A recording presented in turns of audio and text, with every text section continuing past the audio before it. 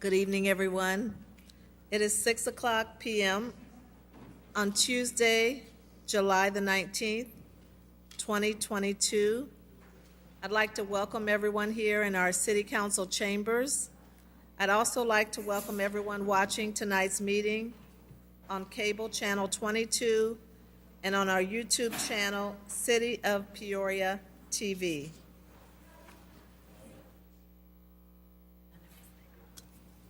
Clerk, council mics are open. Can you please call the roll? Mayor Ali. Councilmember Allen. Present. Councilmember Sear. Here. Councilmember Graham. Here. Councilmember Jackson. Councilmember Jensen. Here. Councilmember Kelly. Here. Councilmember Euler. Here. Councilmember Riggenbach. Here. Councilmember Reckriegel. Present. And Councilmember Velpula. Present. We have a quorum, Madam Leader. Okay, thank you. Again, this is a special meeting of the Peoria City Council. I'd like to call this meeting to order and ask everyone to please join me and stand for a moment of silent prayer or silent reflection, followed by the Pledge of Allegiance.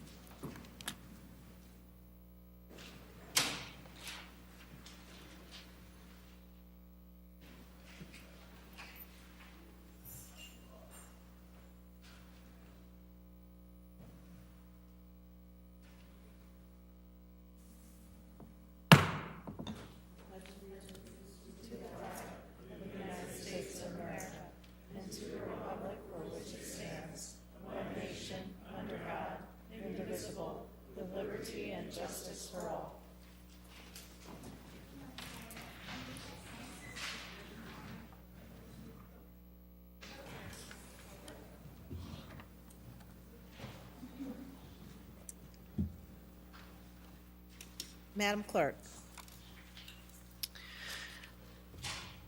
22-256 is a communication from the Mayor and Corporation Council with a request to approve the declaration of local state of emergency. Can I get a motion to approve? Moved by Councilmember Allen, seconded by Councilmember Sear. Any discussion? Please cast your ballots. Motion passes unanimously. Madam Clerk? 22-257 is a communication from the City Manager with a request to hold a policy session on violence reduction funding, and we will need a motion to open the policy session. Okay. May I get a motion? Moved by Councilmember Allen, seconded by Councilmember Kelly. Any discussion? Please cast your ballots. Motion passes unanimously. Mr. Manager? Thank you, Madam Mayor. Council, thank you very much for being here this evening. What we'd like to do is really get some guidance from you. We have really an unprecedented level of funding for violence reduction. I'm going to touch on some of the state funds that are out there now because I think it's germane to the conversation. Then we'll jump into our already appropriated $1.3 million of American Rescue Plan funds to talk about the proposed uses of those dollars. Then we have 4 state grants that we need to just kind of walk through this evening and get some guidance back from you as staff anticipates that those grants will be coming in, and we'll be accepting those grants from the state of Illinois in this calendar, or excuse me, in this state fiscal year, which starts July 1 and ends June 30th. So with that, as I stated, we'd like to see some guidance from you on the use of the appropriated fiscal recovery funds, and then also the guidance from the City Council on the uses of those anticipated state grants, the Department of Commerce and Economic Opportunity grants, and the Illinois Department of Human Services. But as I mentioned, first I want to talk about the state's Reimagining Public Safety Act. This was passed into law in this last year. The state has a mission that says that they're trying to make sure that every community and every neighborhood and every home is free from violence, and that their strategy is to integrate, coordinate, and to leverage violence prevention activities across state agencies. They've set aside $250 million over the next 3 years. $200 million of it is still subject to appropriation, but this would run through June of 2024.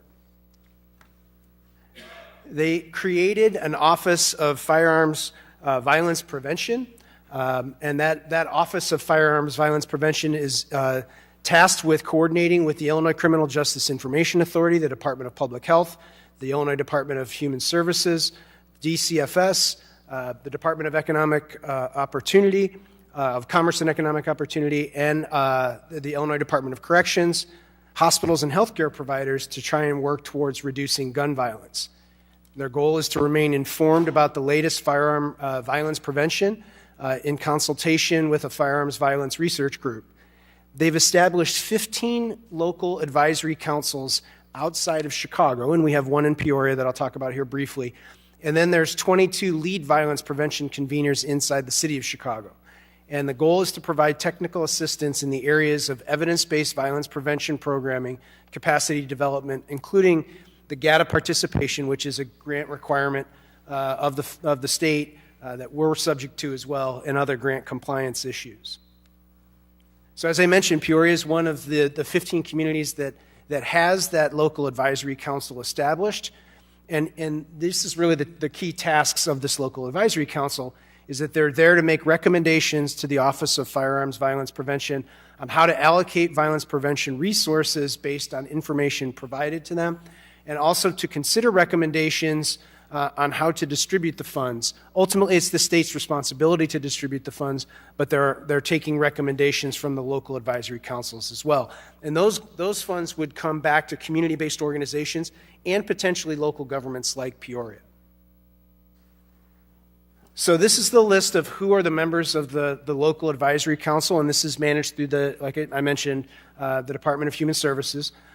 We have several people that are here in the audience and here around the horseshoe and sitting nearby that are members of the advisory council, including our chief of police, our mayor. We have Lucy Gully as a member, a non-elected official, and Monica Hendrickson as a non-elected official that serves. Jody Hoos and Martha Ross are two other elected official representatives like the mayor that serves on the local advisory council. Dr. Keith Knepp from Unity Point Hospital is there as a public health expert in gun violence prevention. Derek Booth, who's the director of the local advisory council and the head of the wraparound center for Peoria Public Schools, is the youth development representative. And then the three residents include DeMarcus Hamilton, Reverend Marvin Hightower, and Antoine Banks, all serve on the local advisory council.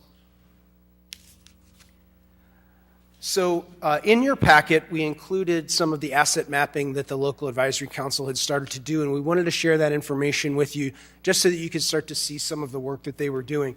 They were looking at the different areas where they would look at potentially making recommendations for funding, looking at areas such as crisis intervention and street outreach, youth development, mental health and substance abuse, violence prevention, trauma support services for young people, reentry, which is addressing those needs for those that are returning to the community from correctional settings, and then educational services, job training, and skill building. So in that packet, you'll see where they've started to identify who are some of those local agencies that are doing that work. The second pot of money at the state level is the R3 program, and this is the Restore, Reinvest, and Renew program. R3 is a grant-funded program. This is funds that are generated from the cannabis taxes that have been imposed across the state, and it funds programs in Illinois communities that have been harmed by violence, excessive incarceration, and economic disinvestment. And they have 5 areas in which they're focusing their efforts, which is the first being civil legal aid, then economic development, reentry, violence prevention, and youth development. And they recently issued awards as part of their grant program for both planning and capacity building. The 2 recipients in the area here that were recipients of those planning and grants were the House of Hope Peoria for $50,000 and the Tri-County Urban League for $68,000. And then in service delivery, there were two local agencies that received grants from the state. That included Arts Inc., Artists Re-Envisioning Tomorrow, and then Heavens View Community Development Corporation. So nearly $1.2 million of state funds coming back to the community for violence reduction efforts. So now this is real. I just wanted to kind of set the stage to just kind of tell you what was going on at the state level. Now I want to jump into the discussion of the $1.3 million of American Rescue Plan funds that Council has appropriated, but that we still have to get some guidance from you on how we want to go forward with that. The slide here that's listed, slide 10, is straight from the guidance from the U.S. Department of Treasury on the fiscal recovery funds. And what they stated is if we're preventing and responding to violence, that allowable expenditures under the American Rescue Plan include referrals to trauma recovery services for victims of crime. It includes community violence intervention programs, and they specifically state evidence-based practices like focused deterrence with wraparound services such as behavioral therapy, trauma recovery, job training, education, housing and relocation services, and financial assistance. And then they identified, for those communities that were seeing an increase in gun violence, 3 other allowable expenditures of those fiscal recovery funds. And that included law enforcement officers focused on expanding community policing.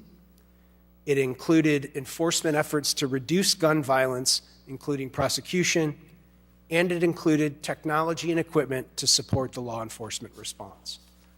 So those are under the fiscal recovery funds, those are the allowable uses of the fiscal recovery fund dollars. So the City Council approved $1.3 million for violence prevention within the 2022 budget. We did include 1 FTE that was added in the police department to assist with violence reduction efforts for the city at a salary of about $70,000. That position is not currently filled.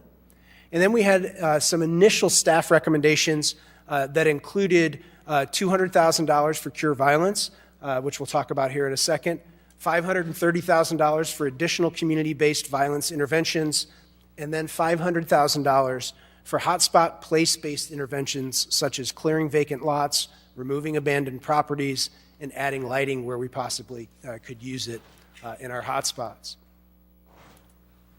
Now, obviously with the direction council took with cure violence, one of the things that we wanted to do is possibly look at how we could reallocate or shift around those dollars. And one recommendation that staff is working on is looking at preparing a request for proposals for violence prevention programming that would allow us to focus on community-based violence prevention initiatives. We could model that RFP based on what Indianapolis has done with their American Rescue Plan funding, and it could be consistent with the Treasury's guidance, that previous slide, on how we could do that. We could consolidate the cure violence dollars and the other $500,000 for community-based violence prevention initiatives into one allocation. We would then prepare an RFP that we could release to the public in August.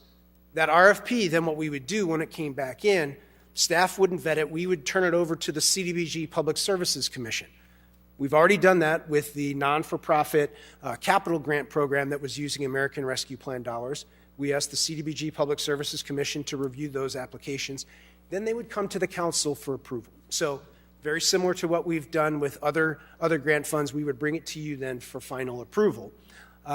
We checked with the CDBG Public Services Commission. They are willing to do that, to serve in that stead of being that grant reviewer for us. And obviously, with this, we would look at trying to make sure that preference was given to evidence-based programs because the Treasury Department does call that out. It does say that it has to be evidence-based. So what Indianapolis did and what our staff is currently working on is they identified 5 different areas to focus on. The first being thriving neighborhoods, looking at how you could work with grassroots organizations to work towards trying to come together on crime prevention activities. Looking at empowered youth and young adults, where we could work with community-based organizations that are looking at more longer-term crime prevention activities. Restoration and resilience, focusing efforts with community-based organizations that are really trying to provide some support to people that have been affected by trauma in the neighborhoods and violence-based trauma in the neighborhoods or substance abuse issues. Intervention, focusing and working with community-based organizations on longer-term crime initiatives, intervention initiatives, including reentry or neighborhood engagement, and then also violence reduction initiatives, working with community-based organizations to target and support individuals that are at high risk of being involved in gun violence.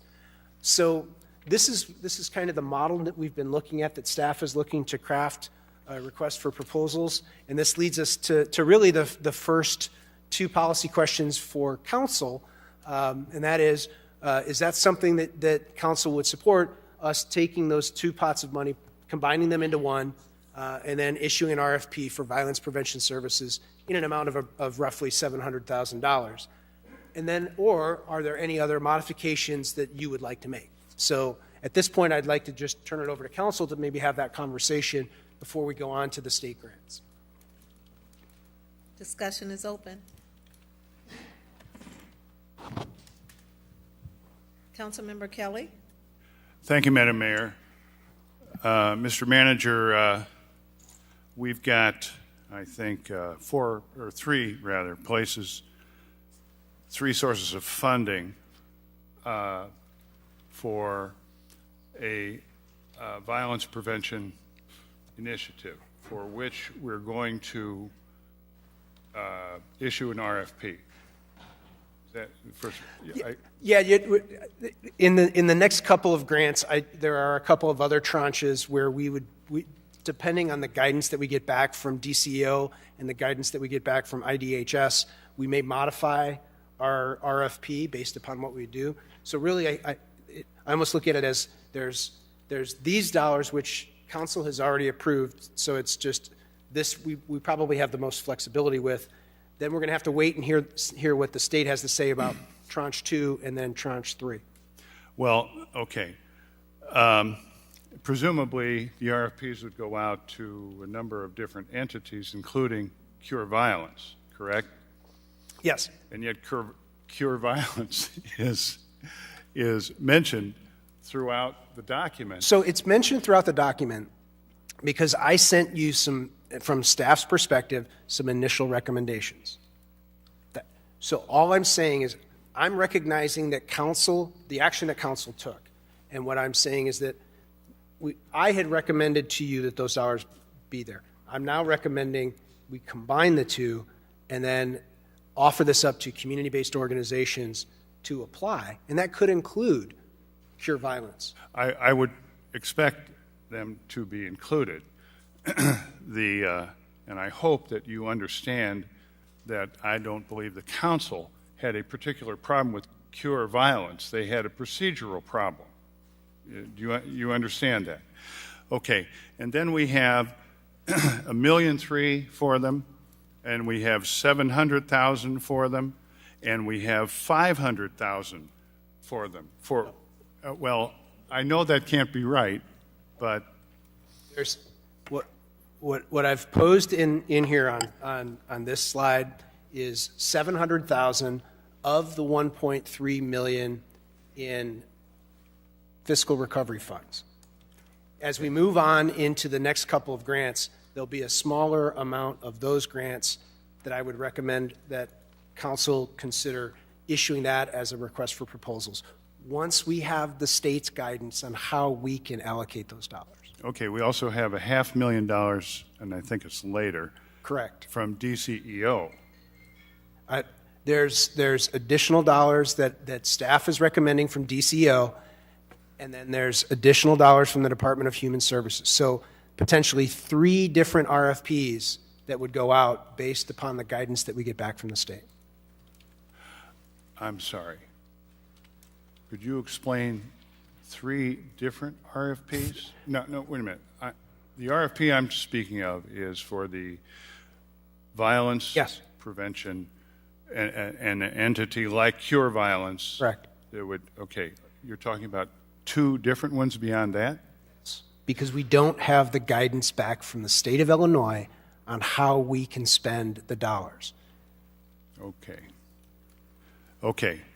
All right. I just wanted to clear that up because it seemed very redundant through from here and also further on. Correct. So thank you, and thank you, Madam Mayor. You're welcome. Councilmember Jensen?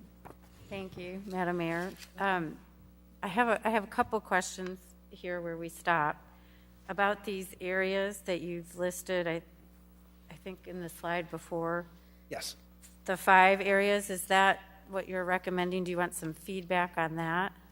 I'd be happy to take feedback on that as well. Staff has been working kind of off of this list of thinking these would be the proposed uses of those dollars. So these are the 5 kind of areas that we're looking at crafting that RFP to go out initially with. So one of my thoughts, and this is just from my experience and my background in doing legal services and setting up expungement clinics all over the state, and I don't know, it doesn't really exactly fit in the way these are written, so maybe they could be broader, but I think there may be programs out there where that would be helpful if we could use some of the money to provide legal assistance for expungement or legal support and services for people that are seeking reentry, because there's a lot of legal issues that you face to get back into society, and then also that will help people get jobs and help us.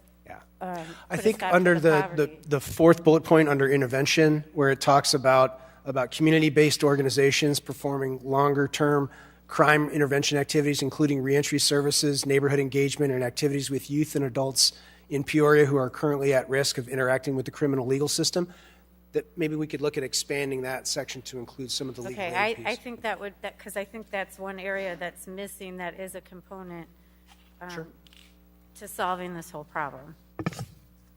And I do support the RFP for $700,000 for violence prevention. Sorry, it's hard to talk in this mask.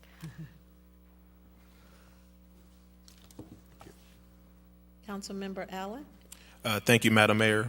Mr. Manager, just a couple of clarifying questions. Just for the record, can you talk about the shelf life of the funding, specifically when we have to have these funds allocated and when they need to be spent by? Yeah.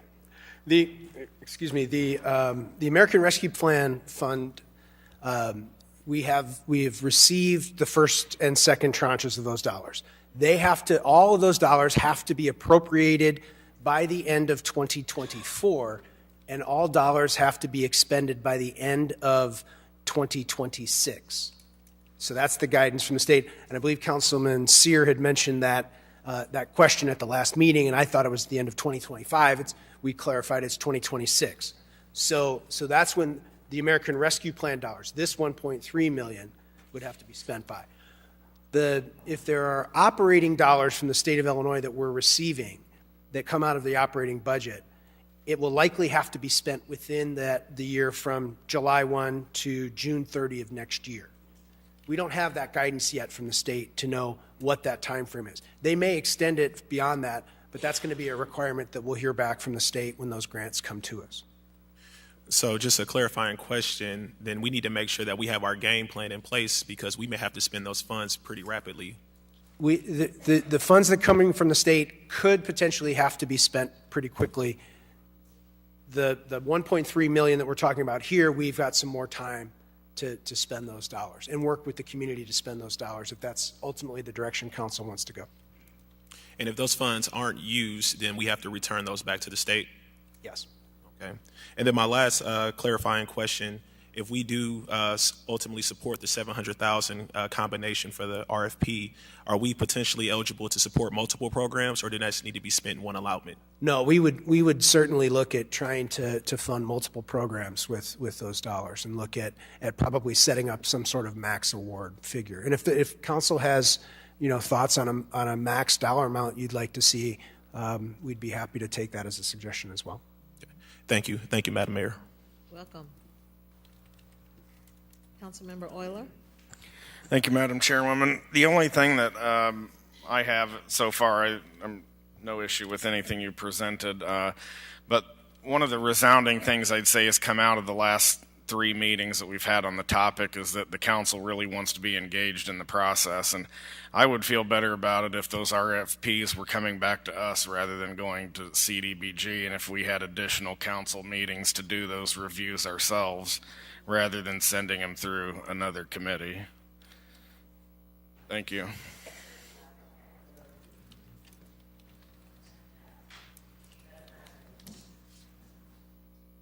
Councilmember Grant.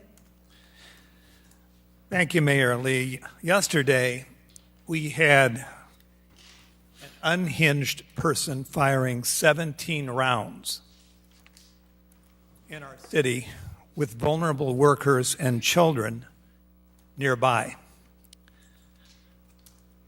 All the vast majority of Peorians want in their lives is the freedom to live their lives in peace without the fear of violence.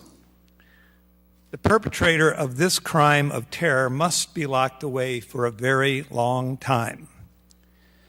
Society needs to unapologetically reassert itself and protect innocent people in Peoria and in our nation. As for whether those responsible can be rehabilitated is in many cases doubtful, but I will leave that to those who do the psychometrics. But the catch and release practice, which is all too common with our juveniles today, and which is disturbing to our men and women in blue who serve us every day on the streets of Peoria, is doing society a great injustice, and it is not helping children, and it is not social justice.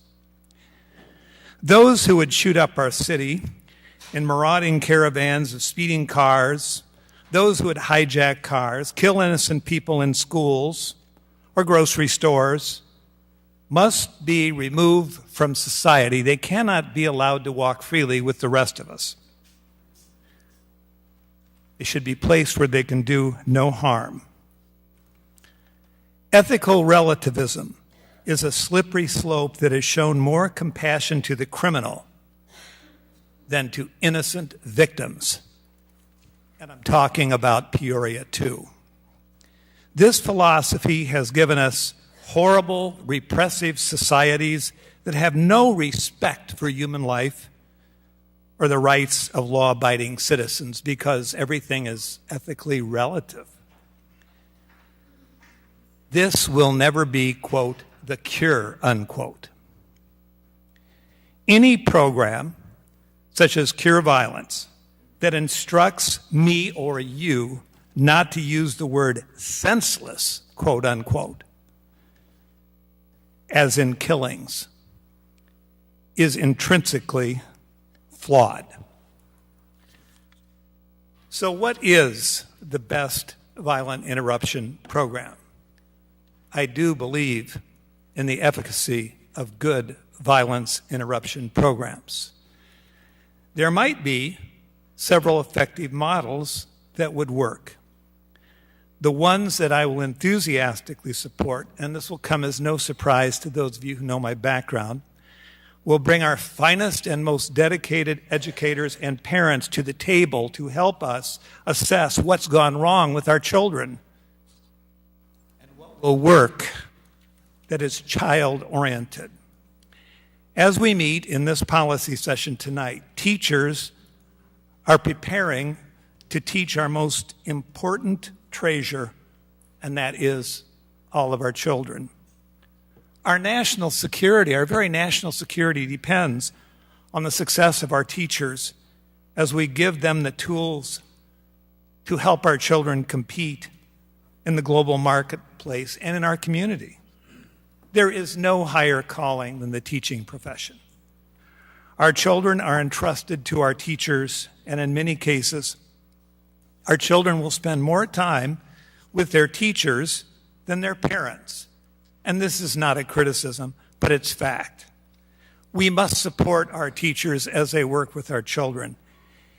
In fact, our teachers may also spend less time with our children than the time our children regrettably spend watching countless hours of totally senseless violence, shootings, bludgeonings, eviscerations, and mutilations via our wonderful media and video games. And then we wonder why many of our kids are disturbed. So we have a great and totally doable task, Mayor Ali, that's ahead of us. We may have philosophical differences about which program we wish to adopt or look at, but we all want to do what is right for our community. I see programming with intergenerational literacy, parents holding hands with master teachers, all working to provide safe and orderly school and non-school environments as the key. And this will help us leverage all the wonderful assets of our entire community. I'm glad we're finally to the point where we can do the RFP process. We are many months behind. Thank you. You're welcome.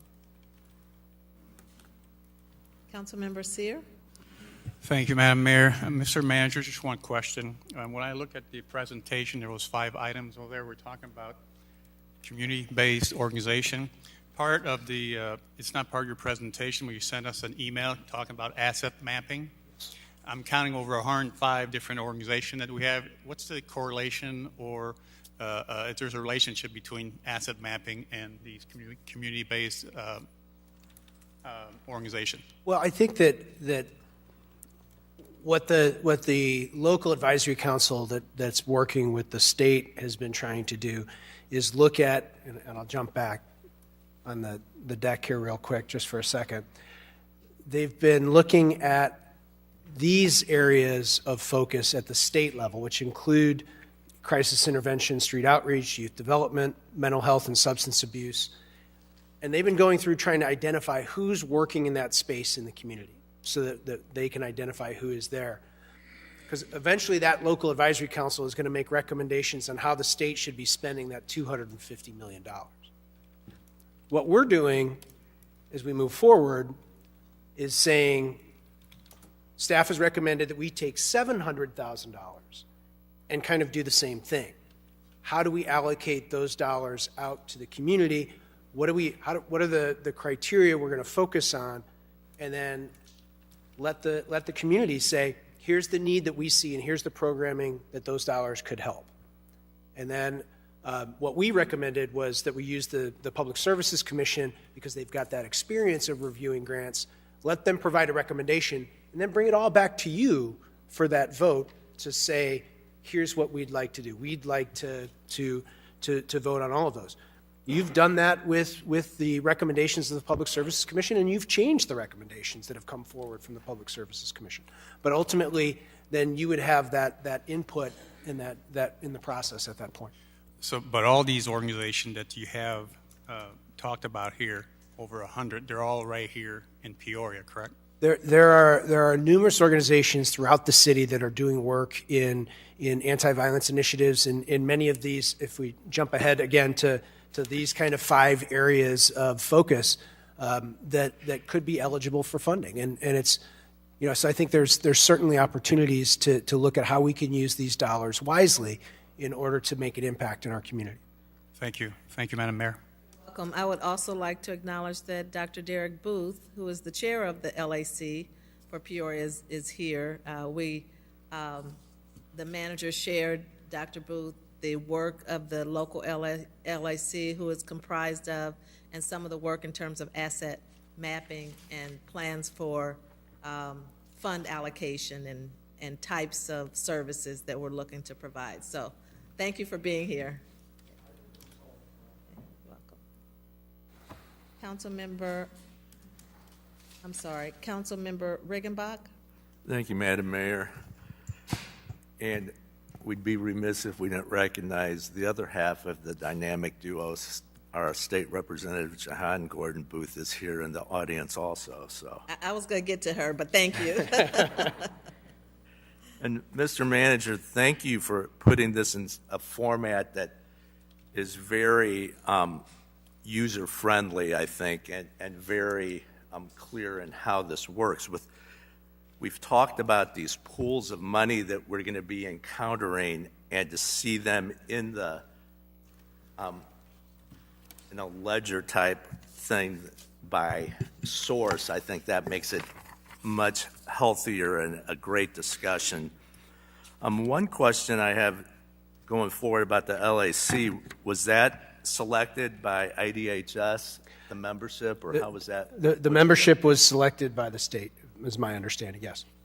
And just this asset mapping that you included for us shows some tremendous work that's already been done. We talk a lot about the many nonprofits and resources that are doing good work in our city, and to see them cataloged like this just makes us all the more appreciative for that work and see the need for some kind of connection. So I'll be curious. And Dr. Booth, since you're here, I would just ask that we get periodic updates on the work as this goes forward, if that's appropriate. So thank you. And again, the dollars that are available are so impressive, and I really like the idea of the RFP, Mr. Manager, and making sure that the word gets out so that the organizations, large and small, can participate. And I actually like funneling it through CDBG. Did you say that current members are amenable to going through this process? Yes, sir. They did say that they would be open to doing the initial review.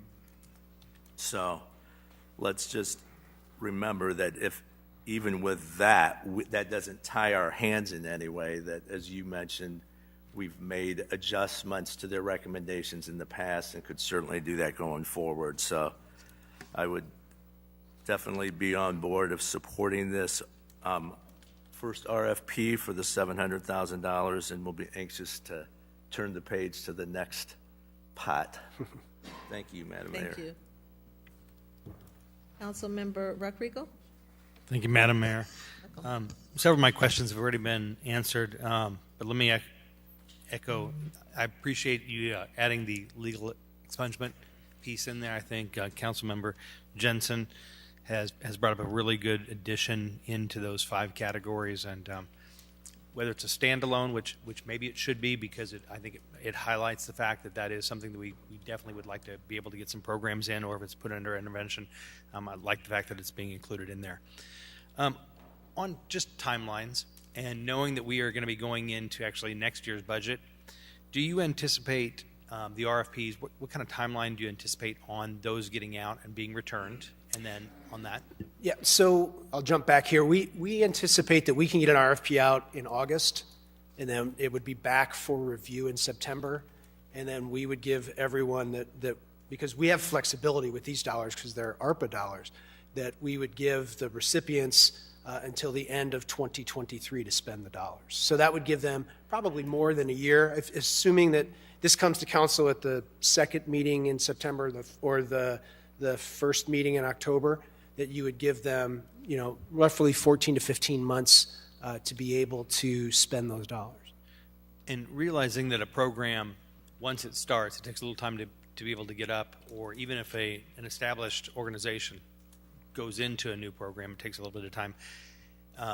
Would you anticipate that we would ever do that as a multi-tier, so that they've got 2 years of funding that they know is coming through, or will they have to go through another RFP process to be able to retain that funding that comes through? Great question. I think that we had anticipated that this was kind of the initial round of funding, and that we would look at probably an additional RFP. Many of the community service agencies and nonprofits are familiar with this process, whether they're applying through the United Way or they're applying through our community, our CDBG Public Service Commission, where we have kind of an annual grants process that we do with them. So most of those agencies are familiar with that process. So probably leaning towards that, but it's certainly something that staff could look at, and as we finalize recommendations, come back to you with a response on that. And then on that timeline with ARPA dollars having to be spent by us by 26, that means we just have to transfer them into the other organizations, right? They still have time that they could use on expenditures for those, correct? They have to, all the dollars have to be spent, the ARPA dollars have to be spent by the end of 2026. They have to be authorized, so we'd have to appropriate it by the end of 2024. So there's really that 24-month window to make sure that all of those dollars get spent in that period of time. Thank you for those clarifications. Thank you, Madam Mayor. You're welcome. Manager, can you talk about plans to incorporate performance measures into the RFP? Yeah, thank you, Mayor. Mayor, that's a great question. One of the things that we would do with this process is that we would build in performance measurements for the grant subrecipients of the grant dollars, so that they would have to tell us, here's the activities that we were working on, here's where those dollars went.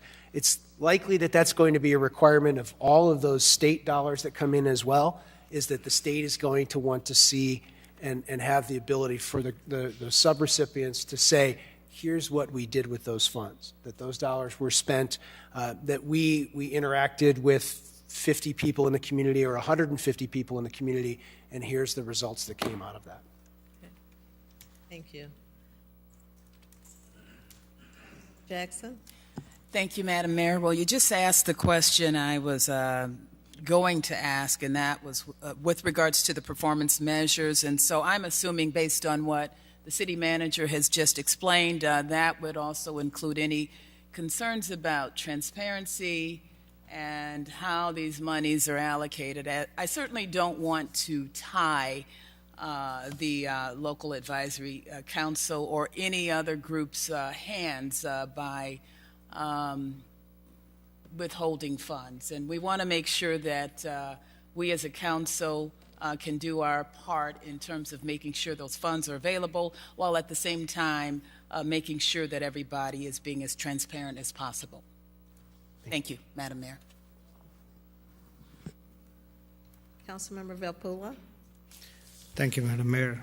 The ARPA funds that were allocated were $1.3 million, right? That's correct. And then we teased out 200 for cure violence, 530 for community-based violence, and then 500 for the hotspot-based intervention. Correct.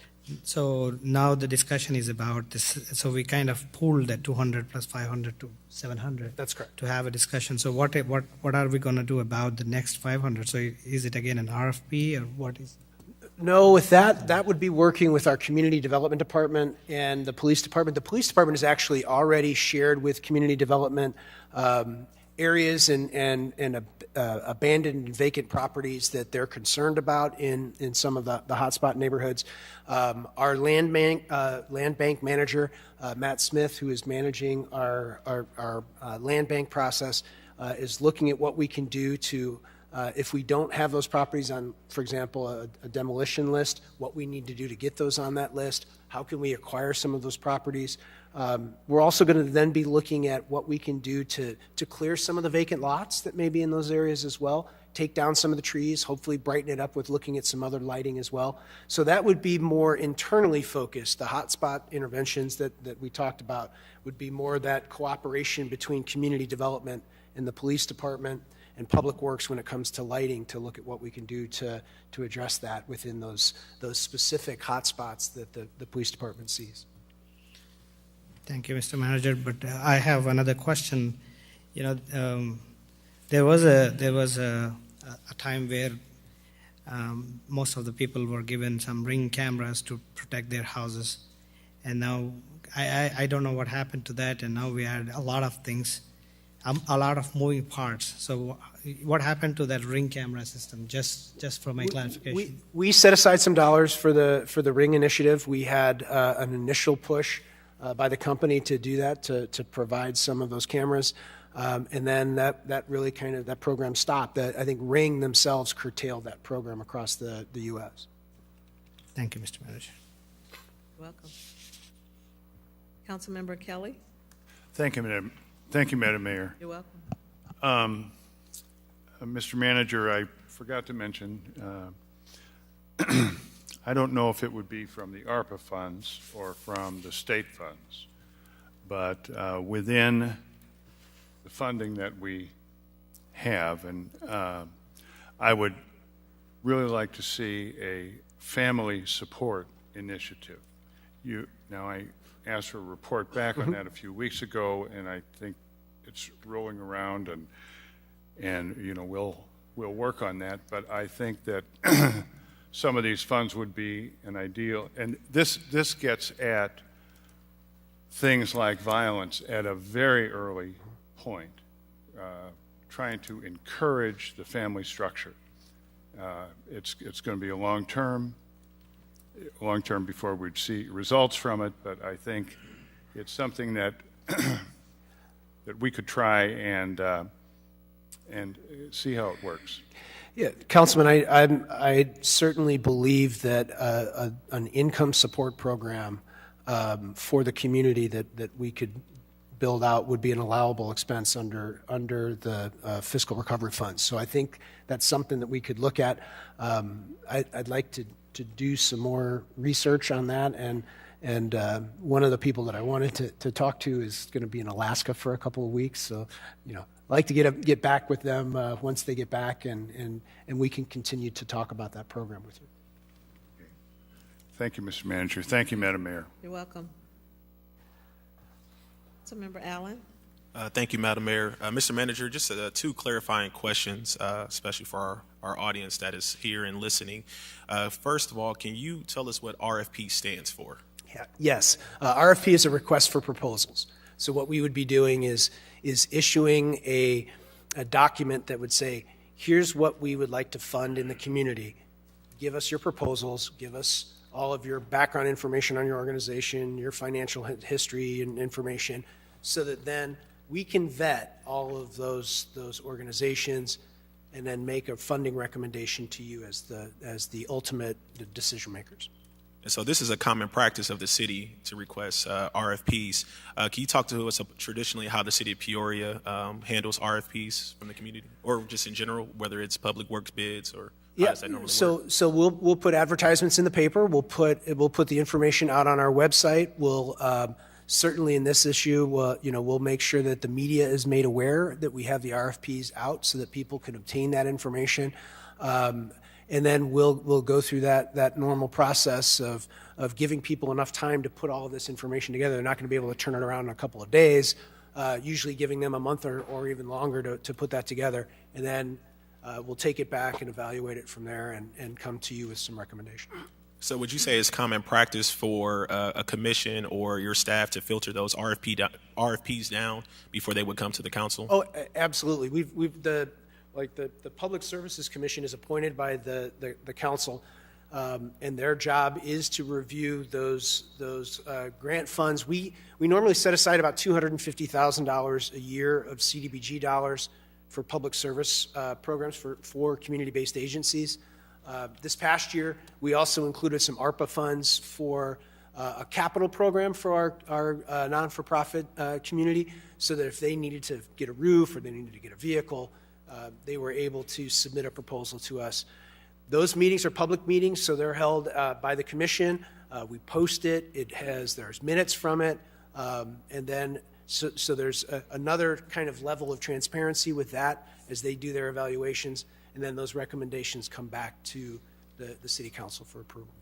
Yeah, I like the idea of possibly having the Community Development Block Grant Public Service Commission involved, because I think the community still needs to be involved in this, in the vetting process. I think the council looking at, various RFPs, we just need to make sure that the community is involved in this, and we need to make sure that we have the lens as well, too. And so I think that would be the appropriate measure. Thank you, Madam Mayor. You're very welcome. Councilmember Grant? Madam Chair, I accidentally pressed that. Okay, sorry. Okay. I think I'm hearing some consensus around the $700,000 in an RFP that will be evaluated by the Community Development Block Grant Commission. Any objection? Thank you. Now, as we move on to the next item, we have, thanks to the state legislative delegation, there were 3 grants that were specifically identified in the state budget for Peoria. The first is from the Department of Commerce and Economic Opportunity, $3 million for community development, violence prevention, and administrative costs, a $500,000 grant from the Illinois Department of Human Services for expenses related to violence prevention, and there was $125,000 for the Peoria Police Department for equipment for purposes permitted by Section 9901 of the American Rescue Plan Act and the 2021 and the related federal guidance, which is very legalese speak that just says the guidance on the fiscal recovery funds. So it points back to the ARP fiscal recovery funds guidance. So the Dceo grant, we'll start with this one because it's the largest, and really this was the efforts of Senator Kaler and Representative Gordon Booth, who worked to secure in the state's budget $30 million of funding for central Illinois communities. The funding was identified in the budget for community development, violence prevention, and administrative costs, and we were granted $3 million of that. What we don't know now is what guidance that Dceo is going to provide to us. So we don't know the strings or the requirements that Dceo is going to put on these dollars. But we do know that once we receive that grant award and we receive that guidance, that whatever we craft with that, we're going to have to come back to you. Under our requirements, that's new money coming into the city, and we also have to appropriate those dollars.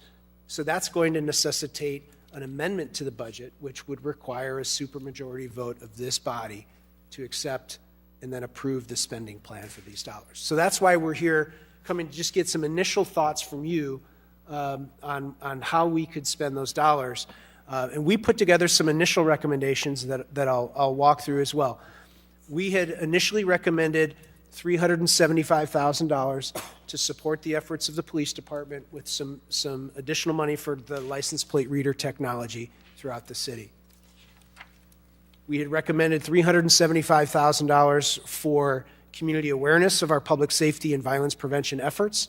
This is really just trying to raise awareness in the community about the issues of violence prevention. We had made an initial recommendation of $500,000 for cure violence. We also recommended $750,000 for the replacement of body cameras for the Peoria Police Department and the Peoria Sheriff's Department, and really that's an effort under police transparency and under transparency. And then the same $500,000 for replacement of in-car video cameras for both the police department and the sheriff's department. And then lastly, $500,000 for workforce development and job training initiatives, which falls into that community development bucket. So again, knowing that the $500,000 for cure violence, the direction that council took, what we'd like to do is potentially redirect that into a second request for proposals for the community for another $500,000. And that way, once we get the guidance from Dceo, we can take that into account and then craft a second RFP in order to have the community weigh in and submit to us proposals they have for those dollars. So the three policy questions that we have for this grant really are, number one, does the council support a second RFP for $500,000 for part of these dollars? Number two, do you support generally the identified buckets that staff initially recommended, or are there other things that you'd like to do? And that's really the third question. Are there any modifications to this that you'd like to see? And we'd be happy to make adjustments to that going forward.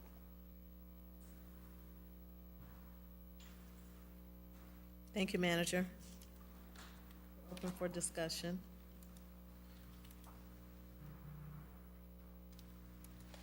Kelly? Thank you, Madam Mayor. My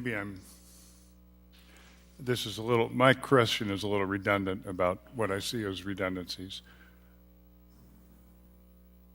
We're going to have an RFP to look at a violence prevention program offered by some outfit, maybe Cure Violence, maybe somebody else, right? What we would do with these dollars? No, not these dollars. Okay. in general, that's what we're going to do. Except we're still talking about 3 RFPs. Are these for competing organizations? I mean, why do we need 3 different RFPs? I think they're all headed in the same direction. Are they not? Ultimately, we have 2 state agencies that are granting dollars to us. We don't know yet, because we haven't received the grant requirements, what strings those 2 state agencies might require of us. They might be exactly the same. They might have no differences between them. But as of right now, we don't know. So in the absence of that information, what staff is recommending is that we look at having 3 different RFPs for those types of dollars. The next grant that we'll talk about is specifically authorized for community-based violence intervention programs. So there's going to be some guidance that we'll get from the Department of Human Services. Here, all we know is what we have in the language that's right there, that's in quotes, that $3 million for community development, violence prevention, and administrative costs. That's what's in the budget, the state budget. We have no other guidance from the state yet, because they haven't sent it out to us yet. So let me say, if the strings are loose enough, will we send out 1 RFP? Not likely, because what we'd like to do is get the first RFP out on the street as quickly as we can, and I don't think we're going to hear in the next week from the state how they're going to appropriate or issue the guidance on these grants yet. That's really the responsibility of the state agencies to come up with that. So it's likely we're not going to see that for a couple of weeks or maybe even a month. Yeah. I would add to that, Councilman Kelly, that when we're talking about working with 2 different state agencies, some agencies move quicker than another agency. We don't want to delay. We know that funding is through June the 30th of 2023 unless it gets extended. So we don't want to delay, because one agency might move quicker than another agency. So that's another factor to consider in terms of compiling the RFPs into 2 versus 1. Or 3. Well, 3 if you talk about the ARPA money, yes. Yeah. Which is a total separate pot. Yeah, an RFP doesn't cost that much. We don't have the strings figured out. I don't know. This seems very messy and duplicative, but okay. And I'd once again like to put in a plug in here. I don't know if it would fit better here or there or in these others for a family support system. I think we'll certainly have more flexibility with the American Rescue Plan funds for the family support program, and I think we could certainly structure something with as we move into the next phase of how are we spending those American Rescue Plan funds with those dollars. But those are already budgeted. No. I mean we've got some identifications where we made some recommendations for 23.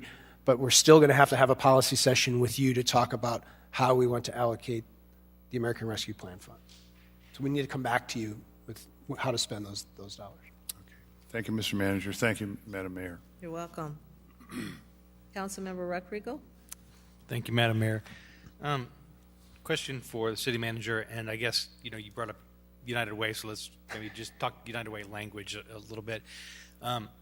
Especially with multiple RFPs, one of the things that United Way says is they fund programs, not agencies, because an agency can have various programs that may do a lot of different things, especially when we look at that first list that you brought as an example. There might be a program under one of those things, but there could be a separate program that falls under another category that the same agency is doing. So are you seeing this more as really funding programs versus agencies, and an agency may have, depending on the size of the agency and their sort of tactics on the ground, they may be able to have 2 different programs that might win awards? Absolutely. The intent would be to fund programs. Thank you for that.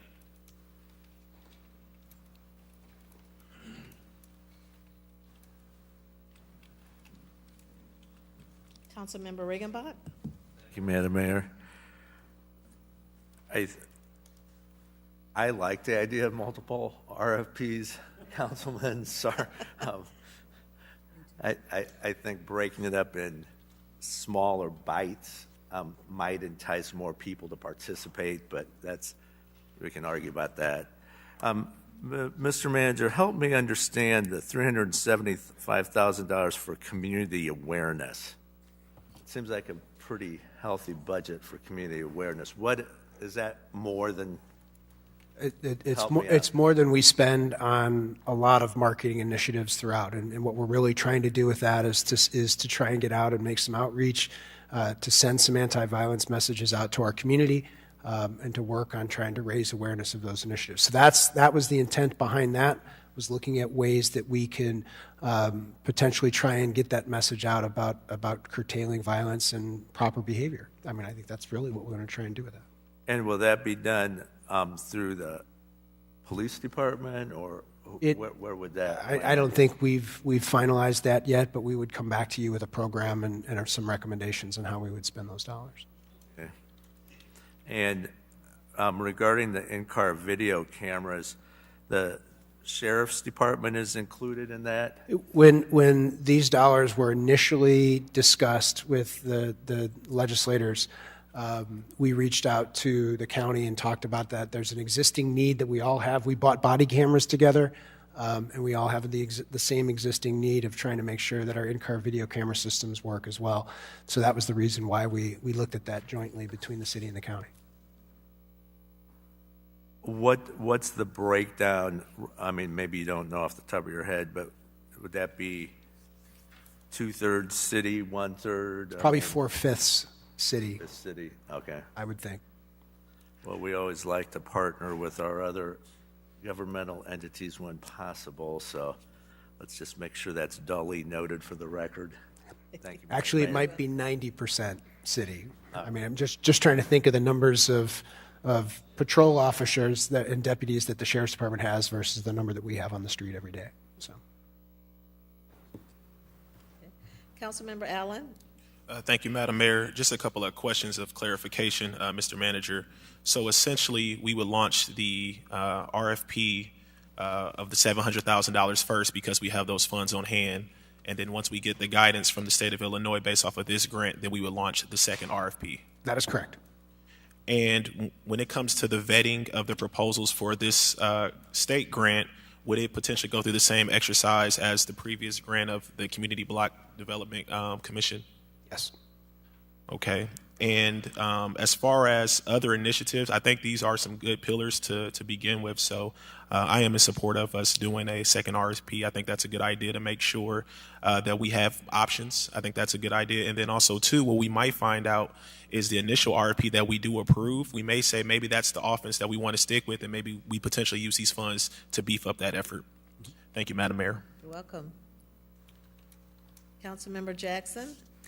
Thank you, Madam Mayor. I like the idea of multiple RFPs. It seems like we would be in the position of getting a lot more bang for our buck. My questions would fall under Category 3 with regards to modifications, and I just would like to know where this money, or under what category would this help us with some of our infrastructure problems. The mayor has talked a lot about safe streets, street lighting, and I know when we talked about the budget, we had just allocated just a certain amount for that. But where I live, we have probably the largest number of vacant lots and properties that, well, need to be torn down. So consequently, at night, safety is a huge problem. So I'm just wondering if we have some flexibility to include in some of this additional street and alley lighting as well as cameras. With this amount of money coming down the pipeline, we need to put some preventative measures in place that will not only help us deal with crime now, but also in the future. And that has to include lighting. Safety is a huge issue in many communities now because of the empty lots where homes once sit. And I've had many residents talk to me about not having lights in the back of their house. A lot of the older homes have detached garages. We have seniors who live in a lot of these places, and folks are really, really concerned about lighting. I've had this conversation with probably 6 or 7 people over the last week. And so, Mr. Manager, you know. Councilwoman, I have He's great ready news for for you. you. I have great news for you that Yes. goes beyond this grant. Yes.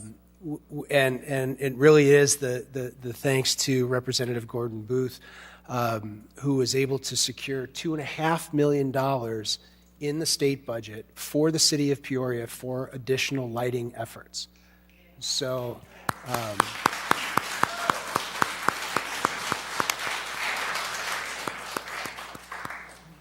just like the other grants that we're talking about here, I didn't include that in that, but that grant is focused on additional lighting, and we're eagerly awaiting the announcement of what those dollars would look like and how we could put those to use in the community. All right, I look forward to that. I have a list for you. I know. Okay, thank you, thank you. Thank you, Madam Mayor. You're welcome. Councilmember Graham? That money should not be used to take care of responsibilities that are those of Ameren. We pay bills, I think most all of us, every month, and they're not going down, they're going up, for such things as street lighting. And Manager, you know that's one of my pet peeves. So we don't need to use our hard-earned state dollars to do what they should be doing for us. And believe me, there's plenty that we can do on top of what their responsibility is to provide more lighting. It's essential. Perhaps you, Manager, or the Superintendent of Police can give me some idea as to how many additional license plate readers $375,000 can buy.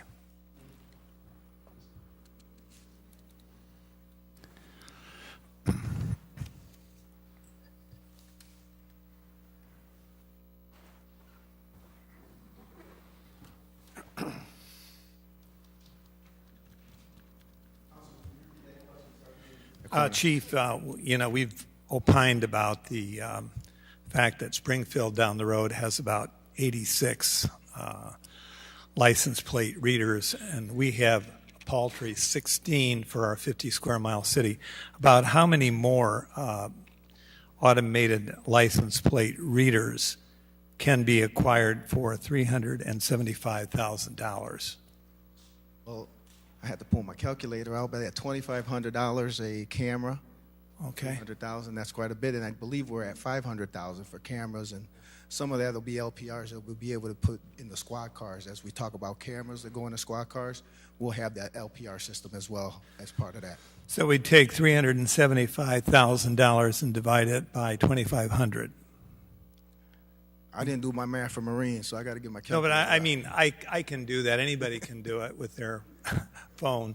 But that's going to really step up our ability. Absolutely. Absolutely. Yes.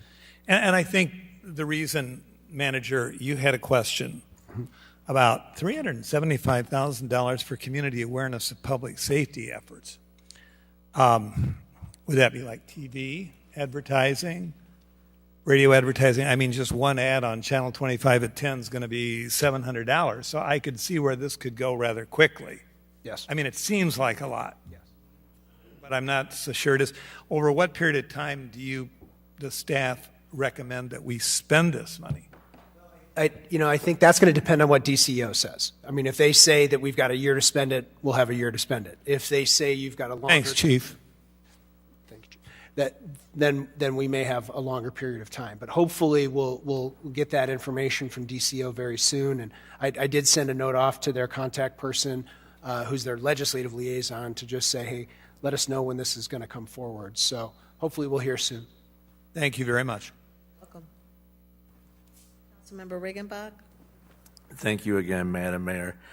As we talk about safety in the neighborhoods, and thank you, Councilwoman Jackson, for bringing up the lighting part of it, and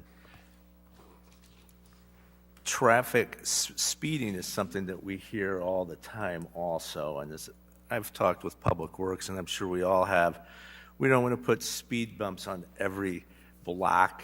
So how can we do that? And comes down to more enforcement. We know we've got police positions in this year's budget we're having trouble filling, so it's not something we can just magically snap our fingers and have more enforcement officers on the street. But I would like to throw that out, and I'm not sure which of these RFPs that would go under, Mr. Manager, but would there be a possibility to look at traffic enforcement, whether it's you're speeding, those lights that flash at you, or whatever the latest technology could be that would help in our neighborhoods that don't have that enforcement from the police officers, for obvious I think we reasons. certainly can and even with the license plate reader technology, one of the, and I know this has been discussed here on the council floor, and we've talked about it within our legislative program. Unfortunately, in downstate, red light cameras and speed cameras are not allowed. So that's just something that the state does not allow us to have speed cameras or red light cameras where you could actually ticket somebody for driving through a red light or driving too fast. But the technology to let people know how fast they're driving, those kind of things, yes, that's certainly something that we could look at And that's exactly where I was going, because we don't want to go down that other path. And the other comment I would just have, as we work through these RFPs, and it looks like the CDBG Commission is going to be pretty busy, would it be possible as the RFPs are returned that we catalog those or at least itemize it and make that available to the council so we can see who's responding to it? Sure. And then when the CDBG meets, that we get a copy of that agenda, so if there's a specific program we want to hear, that we're able to attend that as well. So that will just assist with the full transparency, I think. Councilmember Jensen? Thank you, Madam Mayor. Just a couple follow-up questions on this license plate reader technology. Is that the same thing as the cameras that we have now put in strategic areas where we're focusing targeted areas? Yes. So that's what we're talking about? Yeah, right? that's exactly what we're talking about. Okay, because I agree with Councilman Grab, and that was one of the things I highlighted. As much money that we can put into these as possible, I think, would be wise. 16 is not enough. I know even in some of the neighborhoods that I attend meetings, and we saw the report that the chief gave us today of all the shootings in the last 7 months. It certainly needs to be in more than 16 locations. So I guess reiterate, let's make sure $375,000 is enough. If we need to put in more, I think we should have more. Well, there's a follow-up question to the $125,000 for police equipment, where we're recommending that go towards LPR technology as well. So it would be a full $500,000 of funding for that type of program, which could put a couple hundred cameras out. Okay, I just so make sure. I mean, that I just want to make sure. Then I do have a follow-up question about the money that's set aside to replace the body cameras and the in-car video cameras, and I think you were discussing this a bit with Councilman Riggenbach. It says it'll go to both the City of Peoria and the Sheriff's Department. Can you explain why that is? When this was initially proposed, when we started talking with the legislators, we talked with the county as well, because we were looking at this as if it was coming in to both the city and county. As it was written just for the city, but because this is a police transparency issue, and because it's an issue where we purchased the body cameras jointly. Remember, we had a grant for body cameras, but we did that with the Sheriff's Department, the Police Department, and the City of East Peoria, actually. The City of East Peoria, West Peoria, and I believe Bartonville are all getting part of that $30 million. They're getting a much smaller dollar amount that's coming back to those communities.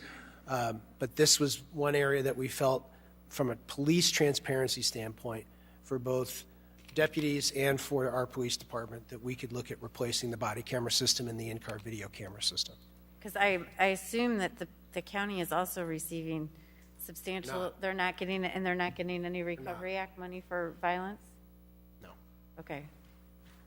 I had one more question. One thing I've noted throughout the whole presentation, I know we're not through it all, but we reviewed it before the meeting. It doesn't seem like you have the local, the advisory committee on police relations. You don't have them involved in any of the reviews of the programs or on the groups that are reviewing them. And I guess I wonder why, because it seems like that group, is right at the heart of this. I think it's because it's scope, and the scope of the Advisory Committee on Police Community Relations is focused on police community relations and complaints that come back about policing to the commission.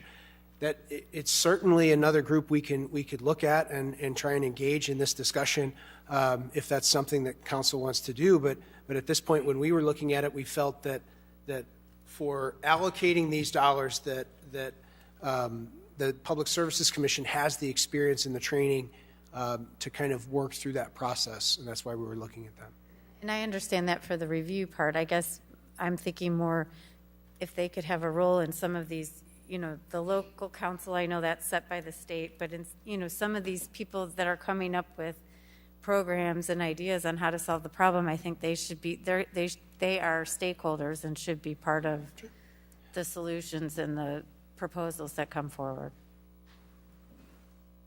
That's all I have. Thank you. Councilman Grant?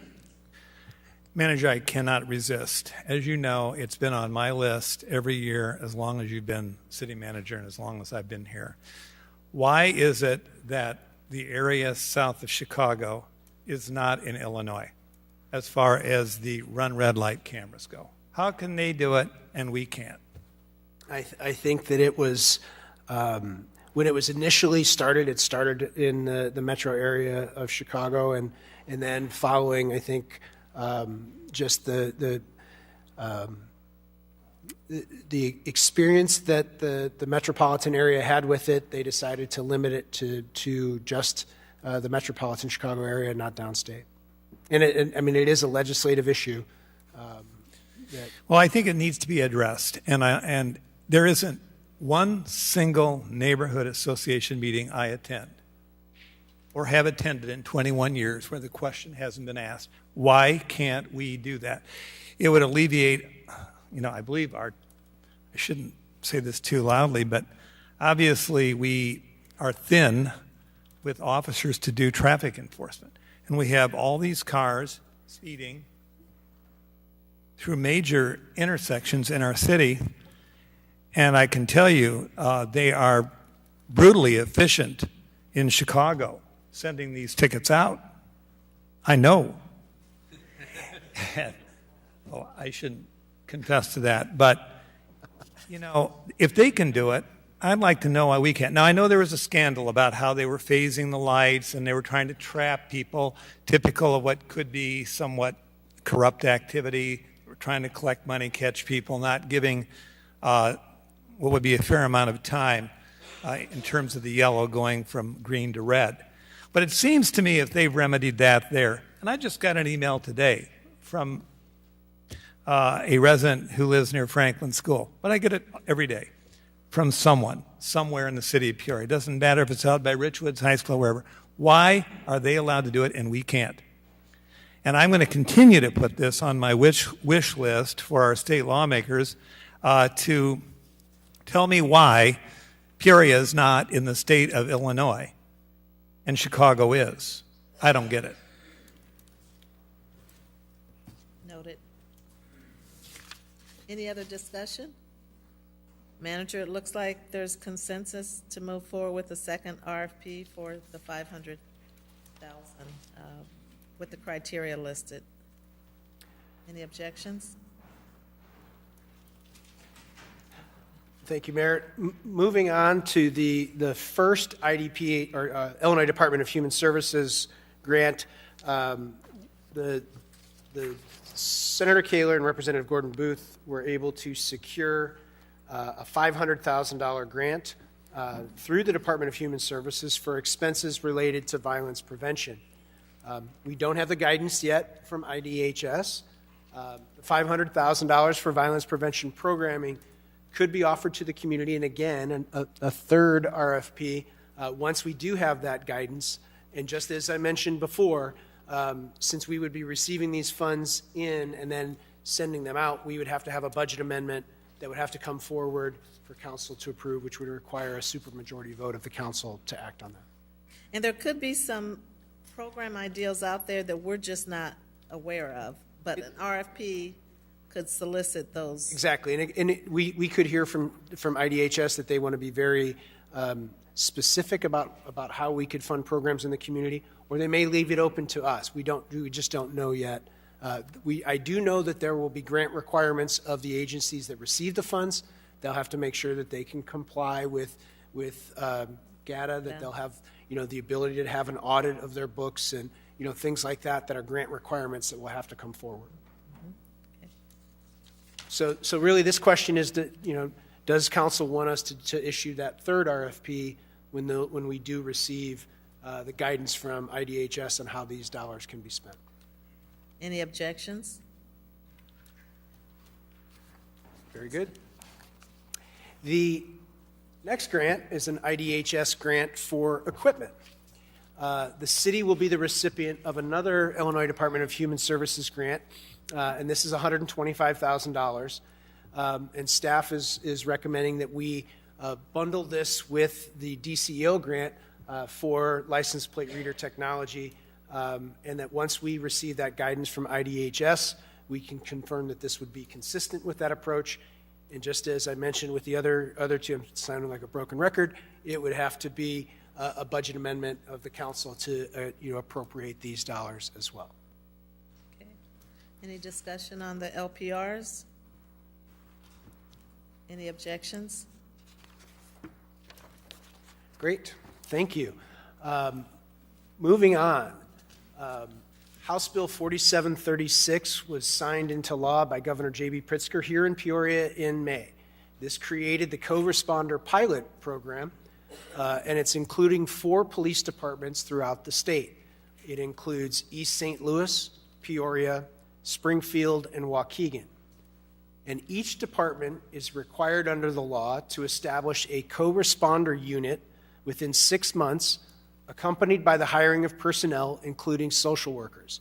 And we included in the packet the proposal from the Peoria Police Department and kind of the summary of what they would be trying to address.